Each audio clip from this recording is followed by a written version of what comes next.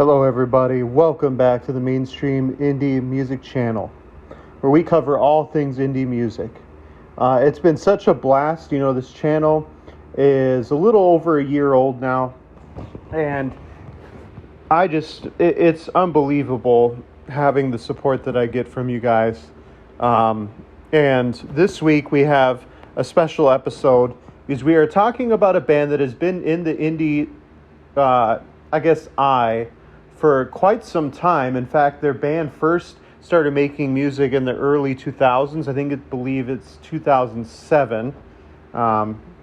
And their story was very interesting because at first they kind of follow the path of what a lot of the normal indie bands go, but then it just kind of takes a hard turn, and then eventually they regroup and get to where they're at today.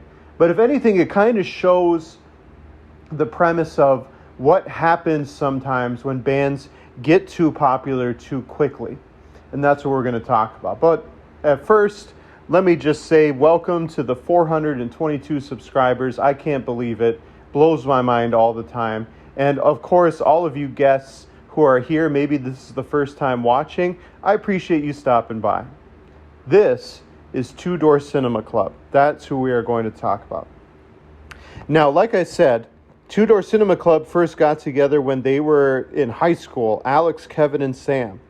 And they kind of had a hard time. It looks like from my research, they would get together, they would even play music, write some things, and then they would break up. It wasn't really due to any big kind of fighting between themselves. It was probably just, they were high school kids. They probably had other things to focus on. So it was never anything serious. They would bring in a fourth person. Usually it was a drummer to kind of help them out.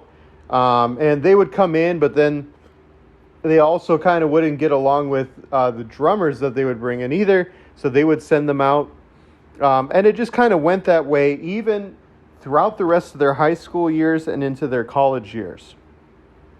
The band name, Two Door Cinema Club, came by because one of the guys of the band kept mispronouncing the name Tudor Cinema, and he kept calling it Two Door Cinema. So that's where the name came from. It reminds me of Silver Sun Pickups, where they get the name off of kind of like a funny inside joke, and that's where it came from. And so they didn't really get serious about music until fast forward 2 years later, where they started to record their debut album with a French indie studio, but it was in London was where it was. So they got it mixed, they got it put together, and it was released in early February 2010, over in Ireland, which is where they kind of started playing a lot of their music. And then in the UK, they released it not that long after, the 1st of March. The United States did not get this album until another month later, almost 2 months later, at the end of April in 2010. You may remember that album. I definitely remember it. I believe it was another one of those indie albums that was pushed by the free iTunes single of the week. And I think it was Something Good Can Work. It might have been What You Know. But definitely those were the main first singles. What You Know was probably their biggest hit off their record, if not even to this date is their biggest single. But you also had other songs such as I Can Talk and Undercover Martin. Beacon was released first it was starting to get written in 2011.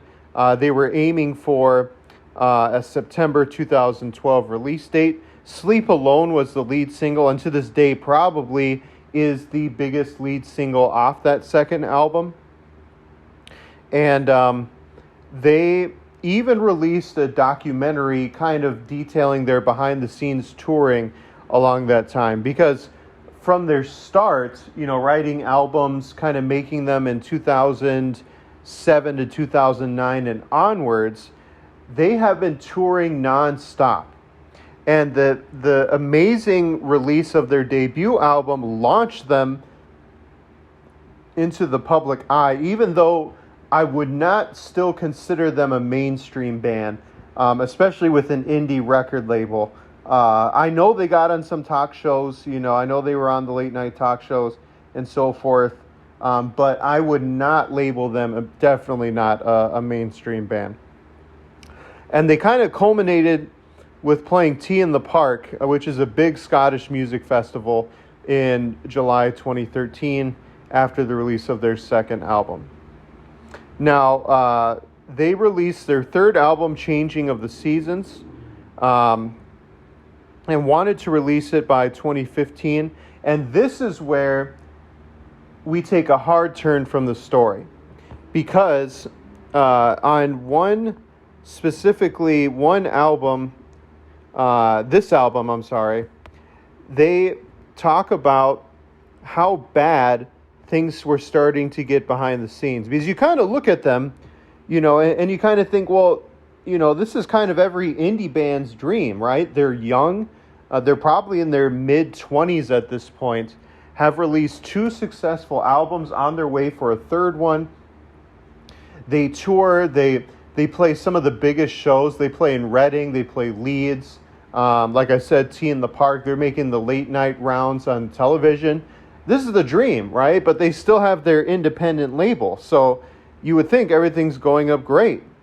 But what's really interesting is their lead singer says, we pretty much despised one another by really the release of the third album. They hated each other. He says, and I quote, we pushed it too hard for too long. We were together 24/7 almost the entire year, doing 200 shows a year, plus the traveling, videos that they would have to record, video shoots, photo shoots. We were never apart. It was physically and mentally draining, and we all agreed that it just wasn't worth it. We didn't want to be around one another for a very long time.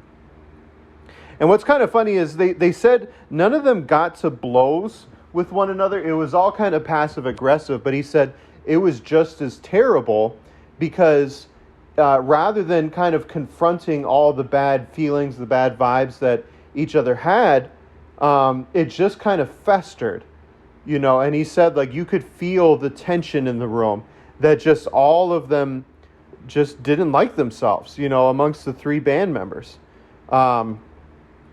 And, that was their world. They just toured and they just kind of kept going and going until literally their lead singer said that they were supposed to headline a smaller festival in late 2014.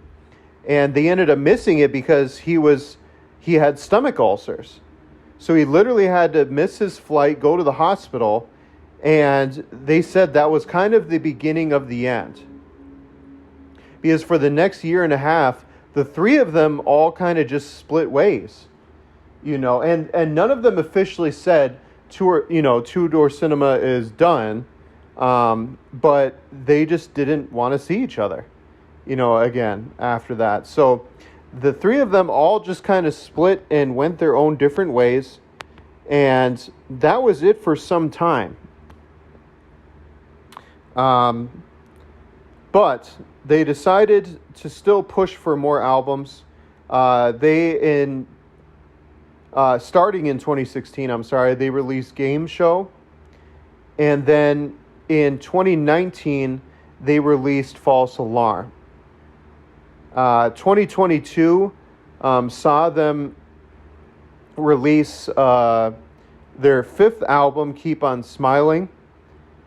And this is kind of where I feel like Two Door Cinema really started to bounce back, was I think the start of this album, Keep on Smiling, because they really started to change the way how they wanted to tour, because I kind of think of their story of how the Arctic Monkeys went, where if you think, it seems like the Arctic Monkeys have just never stopped touring, just ever. They just have always kept going since like 2004 to now.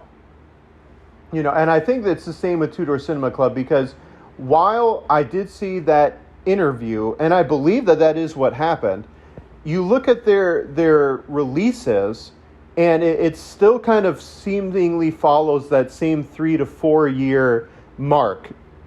They release a new album. So I think behind the scenes, probably they kind of just stopped being around each other, but they would get together, maybe do a smaller tour, and then write new music.